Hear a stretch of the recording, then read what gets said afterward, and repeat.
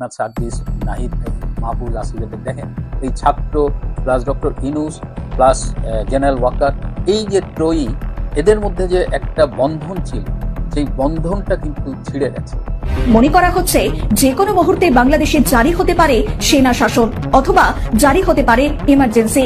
যার গা থেকে ছাত্রত্বের গন্ধ কুড়ায় নেই, তার পেছনে শতাধিক গাড়ি, এগুলো কারা করছে? কিংবা এই গাড়ির টাকা, সার্জিস আলম যদি এখন রাজনীতিবিদ হয়ে থাকেন, এই টাকা কোথায় পাচ্ছেন? প্রধান হচ্ছে হাসিনার আর একটা গোলাম। তাকে যদি এই মুহূর্তে এদেরকে যদি লাগাম টেনে না ধরা হয়, তাহলে এই সমাজ ধ্বংস হয়ে যাবে, এই দেশ ধ্বংস হয়ে যাবে। সেনাবাহিনীতে এমন কিছু ঘটনা ঘটছে যাতে একটি পরিবর্তন করতে পারে। জেনারেল ওয়াকারুজ্জামান তার পদে নাও থাকতে পারে এবং জেনারেল ওয়াকারুজ্জামানের সঙ্গে ডক্টর মোহাম্মদ ইউনূসের একটি দ্বন্দ্ব তৈরি হয়েছে। বুঝেন এরা আসলে কত বড় মাস্টার মাইন্ড? যেখানে এরা দেখতেছে যে প্রতিনিয়ত ফেসে যাচ্ছে, সেখানে এরা মিথ্যার আশ্রয় নিচ্ছে। নেতাদের মধ্যে মারামারি ফাটাফাটি লেগে গেছে। সেই জায়গা থেকে এটি অন্তত পক্ষে বলতে পারি যে এনসিপি বাংলাদেশের রাজনীতিতে আসলে এস্টাবলিশ হওয়া তো দূরের কথা, এস্টাবলিশড হবেই না, এটি আস্তে আস্তে একটা নির্বাচন হইল। সম্মানিত দর্শক, এই মাত্র পাওয়া কিছু গুরুত্বপূর্ণ আপডেট নিউজ নিয়ে আপনাদের মাঝে হাজির হয়েছে। যে ভিডিওগুলো সামাজিক যোগাযোগ মাধ্যমে ব্যাপকভাবে ভাইরাল হয়েছে, নেট দুনিয়া তোলপাড় সৃষ্টি করে দিয়েছেন। নেট দুনিয়ায় ঝড়ের গতিতে ভাইরাল হচ্ছে এরকম নেট কাঁপানো কিছু টপিক আজকে আপনাদেরকে এই ভিডিওর মাধ্যমে দেখাবো। দর্শক, ভিডিওর মাধ্যমে আপনারা দেখতে পারবেন বাংলাদেশের রাজনৈতিক প্রেক্ষাপটের সর্বশেষ আপডেট, যে ভিডিওগুলো দেখলে আপনি রীতিমতো চমকে যেতে বাধ্য হবেন। দর্শক, বাংলাদেশে এই নির্বাচনকে কেন্দ্র করে এবং সাবেক প্রধানমন্ত্রী এবং ইউনূসকে কেন্দ্র করে কি হতে যাচ্ছে বাংলাদেশে, যা দেখলে আপনি অবাক হতে বাধ্য হবেন। তাই ভিডিওটি ধৈর্য সহকারে শুরু থেকে শেষ পর্যন্ত দেখার অনুরোধ রইল। চ্যানেলে নতুন হয়ে থাকলে সাবস্ক্রাইব করে রাখবেন, পরবর্তী ভিডিওর জন্য লাইক করে দেখতে দেখুন সম্পূর্ণ ভিডিওটি। ঐক্যবদ্ধ তারা জঙ্গি জিহাদিদের একটা বিফিটিং পানিশমেন্ট দেওয়ার জন্য যখন একেবারে প্রস্তুত, সেই মুহূর্তে এক সিদ্ধান্তহীনতায় ভোগা, এটা বড় ধরনের পরাজয়, বড় ধরনের ব্যর্থতা। এদিকে যে সংগঠন জামাত, স্বাধীনতা বিরোধী জামাত, তার নেতৃত্বে যে জঙ্গি জিহাদি, এরা যেভাবে আস্ফালন করছে, সরাসরি যে জামাতের থেকে নতুন পার্টি গঠন করে সে জামাতেরই অংশ এরা, সে এবি পার্টির সাধারণ সম্পাদক যে বক্তব্য দিয়েছে, এটা সরাসরি রাষ্ট্রবিরোধী, সরকার বিরোধী, দেশ বিরোধী, ইট ইজ হাই ট্রিজন। তাকে যদি এই মুহূর্তে এদেরকে যদি লাগাম টেনে না ধরা হয়, তাহলে এই সমাজ ধ্বংস হয়ে যাবে, এই দেশ ধ্বংস হয়ে যাবে। এই দেশের অস্তিত্ব, এই দেশের সাধারণ মানুষের যে ফেব্রিক্স বলে, ল অ্যান্ড অর্ডার সিচুয়েশনের যে ফেব্রিক্স, এটা থাকবে না, কেউ কাউকে মানবে না। তারা দেখবে যে কোনো বক্তৃতা যে কোনো সময় বলা যায়, দেশের বিরুদ্ধে বলা যায়, আর্মির বিরুদ্ধে বলা যায়, সবকিছু যা কিছু করা যায়। এটা একটা ইয়ার রাজ্য, একটা মগের মুল্লুক হয়ে গেছে এটা। ওরা যেমন মব জাস্টিস তৈরি করে ফেলছে, এই ক্ষমতা দখল করার পর থেকেই তো ওরা আরো আশকারা পেয়ে যাবে, এই সন্ত্রাসীরা, এই জঙ্গি জিহাদিরা আরো আশকারা পেয়ে যাবে। এখানে আমরা লক্ষ্য করছি যে প্যাসিফিক কমান্ড থেকে যে আসছে, যে হেল্প করার জন্য, এই বাংলাদেশকে জঙ্গি জিহাদি মুক্ত করার জন্য যে টিম আসছে, তারপরে ভারত সরাসরি এখানে স্বাধীনতার পক্ষে সবসময়, সারা জীবন ভারত ছিল স্বাধীনতার পক্ষে। আজও স্বাধীনতা যখন হুমকির মুখে, তারা রক্ষা করার জন্য, বাংলার মানুষের জীবন রক্ষা করার জন্য তারা প্রস্তুত। সেই মুহূর্তে যদি যে সেনাবাহিনী, সেই মুহূর্তে যদি আমরা অ্যাক্ট করতে না পারি, আমাদের যারা ভ্যানগার্ড, আমাদের যারা সেফটি সিকিউরিটি নিশ্চিত করবে, তারা যদি ঠিক মতো অ্যাক্ট করতে না পারে, তাহলে এর চাইতে দুর্ভাগ্যজনক আর হতে পারে না। এর চাইতে এটা ভয়াবহ একটা পরিস্থিতি। মানুষ যুদ্ধে, আমরা Bangladesh is already at all, সাধারণ মানুষ তার জীবনযাত্রা যে অবস্থায়, প্রতিটি মানুষ যুদ্ধের এফেক্টে আছে। প্রতিটি সারা বাংলাদেশে যখন যুদ্ধ চলে, সে যুদ্ধ অবস্থা বিরাজ করছে বাংলাদেশে। প্রত্যেকটা মানুষ যুদ্ধের ভয়ে আশঙ্কায় তারা তাদের জীবনযাপন করছে, তারা কি লাইফ লিড করছে এটা চিন্তা করা যায় না। সেই মুহূর্তে যদি সঠিক সিদ্ধান্ত নেওয়া না যায়, এর চাইতে দুর্ভাগ্যজনক, এর চাইতে ভয়াবহ ব্যর্থতার আর কি হতে পারে।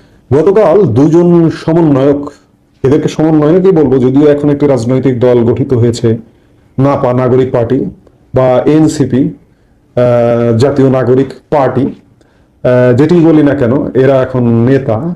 একজন সার্জিস আলম হচ্ছে মুখ্য সংগঠক, তিনি উত্তরাঞ্চল, তিনি তার এলাকা, তার বাড়িতে গেছেন পঞ্চগড়ের আটোয়ারিতে গতকাল 24শে মার্চ। এই বাড়িতে যাবার সময় তিনি যে শোডাউন করেছেন, নিকট অতীতে কোনো রাজনীতিবিদেরও এমন শোডাউন আমরা দেখিনি। একজন স্টুডেন্ট এখনো ছাত্রত্বের গন্ধ গা থেকে যায়নি, সেই ছাত্র বাড়ি গেছেন ঢাকা থেকে সৈয়দপুর বিমানবন্দরে, বিমানে নেমেছেন, বিমানে যেতেই পারেন, এখন প্রাইমারি স্কুলের শিক্ষকও বিমানে ওঠে, এটা বিষয় নয়। আমি প্রাইমারি স্কুলের শিক্ষককে খাটো করছি না, এটি মাথায় রাখবেন। আমি বলতে চাইছি আমার প্রাইমারি স্কুলের শিক্ষক ভাইদের যেভাবে অবদমন বা অবমাননা করা হয়, কারণ বিশ্ববিদ্যালয়ের ডিগ্রিধারীরাও এখন প্রাইমারি স্কুলের শিক্ষক, তাদের যে গ্রেড, যে বেতন দেওয়া হয়, সেটি আসলে লজ্জার। আমি এই জন্যই বলছি যে প্রাইমারি স্কুলের শিক্ষকরাও আজকাল বিমানে যান। সেই জায়গায় সার্জিস আলম বিমানে গেছেন এবং সৈয়দপুর বিমান থেকে তাকে গাড়ি নিয়ে রিসিভ করা হয়েছে। এরপরে ক্রমেই রাস্তায় গাড়ি বাড়তে শুরু করেছে, শতাধিক গাড়ি। কোনো এক ব্রিজে টোল দিতে গিয়ে জানা গেছে যে 135টি গাড়ি ছিল। ওই টোল কর্তৃপক্ষকে 5,000 টাকা দেওয়া হয়েছে টোল বাবদ। একবার চিন্তা করুন, যার গা থেকে ছাত্রত্বের গন্ধ কুড়ায়নি, তার পেছনে শতাধিক গাড়ি, এগুলো কারা করছে? কিংবা এই গাড়ির টাকা, সার্জিস আলম যদি এখন রাজনীতিবিদ হয়ে থাকেন, এই টাকা কোথায় পাচ্ছেন? আমরা তো পুরনো রাজনীতি দেখছি একই রকম। আমরা বিএনপিকে খারাপ বলি, আওয়ামী লীগকে খারাপ বলি, এনসিপি একটা নতুন দিনের সূচনা করবে, আমাদেরকে নতুন কিছু দেখাবে, কোথায় সেগুলো?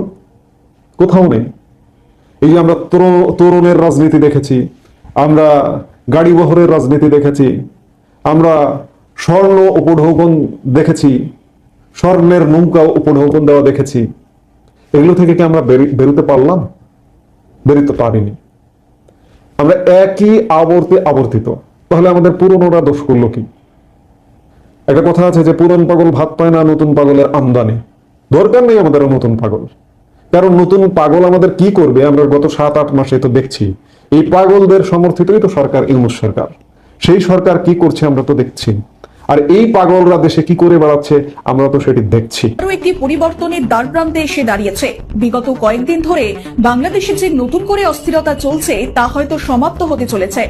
এমনকি বিগত 7 মাস ধরে বাংলাদেশের যে অবৈধ সরকার চলছে তারও অবসান হতে পারে। সোমবার সকাল থেকে বাংলাদেশের রাজধানী ঢাকায় সেনাবাহিনী সদর দপ্তরে চলছে জরুরি বৈঠক। একাধিক সূত্র জানাচ্ছে রবিবার থেকেই রাজধানী ঢাকা সহ বাংলাদেশের বড় বড় শহরে সেনাবাহিনীর তৎপরতা অনেকটাই বেড়ে গিয়েছে। বাংলাদেশের সেনাবাহিনীর তরফে জারি করা এক বিজ্ঞপ্তির সামনে এসেছে, যেখানে দেখা যাচ্ছে ইতিমধ্যেই বাংলাদেশের পুলিশ বাহিনী সহ সে দেশের সমস্ত নিরাপত্তা বাহিনীকে সতর্ক থাকতে বলা হয়েছে। সব মিলিয়ে মনে করা হচ্ছে যে কোনো মুহূর্তে বাংলাদেশে জারি হতে পারে সেনা শাসন অথবা জারি হতে পারে ইমার্জেন্সি। একটি সূত্রের দাবি, রবিবার মধ্যরাতে অত্যন্ত জরুরি ভিত্তিতে বাংলাদেশের সেনাপ্রধান জেনারেল ওয়াকারুজ্জামান একটি বৈঠক ডাকেন। ওই বৈঠকে ডাকা হয়েছিল বাংলাদেশের 5 জন লেফটেন্যান্ট জেনারেল, 8 জন মেজর জেনারেল এবং ইন্ডিপেন্ডেন্ট ব্রিগেডগুলির ব্রিগেডিয়ারদের আপৎকালীনভাবে তলব করা হয়। রবিবার মধ্যরাত থেকে প্রায় 2 ঘন্টা চলে সেই বৈঠক। আরো জানা যাচ্ছে ওই বৈঠকের পর জেনারেল ওয়াকারুজ্জামান রাষ্ট্রপতি শাহাবুদ্দিন চুপ্পুর সঙ্গেও দেখা করেন এবং দুজনে বেশ কিছুক্ষণ বৈঠক করেন। ভোররাত থেকে ঢাকার সাভার ক্যান্টনমেন্টে জোরদার সেনা তৎপরতা দেখা গিয়েছে, অর্থাৎ ভোররাতে ঢাকার রাস্তায় সেনাবাহিনীর রুটমার্চও দেখা গিয়েছে। সূত্রের খবর, সোমবার সকাল 10টা থেকেও ঢাকা ক্যান্টনমেন্টে সেনাবাহিনীর একের পর এক বৈঠক। তাৎপর্যপূর্ণ বিষয় হলো এই বৈঠকে সকল সেনা কর্তাদের সেনা পোশাকে থাকতে বলা হয়েছে, ফলে বোঝাই যাচ্ছে কোনো বড় প্রস্তুতিতে আছে বাংলাদেশের সেনাবাহিনী। অপরদিকে খবর পাওয়া যাচ্ছে বাংলাদেশের সাবেক প্রধানমন্ত্রী শেখ হাসিনা এই মুহূর্তে কলকাতায় অবস্থান করছেন। তাকে অতি গোপনে দিল্লি থেকে কলকাতায় আনা হয়েছে। এখানে তিনি সরাসরি বৈঠক করছেন আওয়ামী লীগের নেতাকর্মীদের সঙ্গে, যারা 5ই আগস্টের পর পালিয়ে পশ্চিমবঙ্গ, অসম বা ত্রিপুরায় চলে এসেছিলেন। জানা যাচ্ছে শেখ হাসিনার বাংলাদেশে ফেরার রূপরেখা তৈরি হয়ে যাওয়ার পর বাংলাদেশ সীমান্তের খুব কাছে অবস্থান করা যথেষ্টই তাৎপর্যপূর্ণ। সোশ্যাল মিডিয়ায় এদিন শেখ হাসিনা একটি তাৎপর্যপূর্ণ বার্তা দিয়েছেন আওয়ামী লীগের কর্মী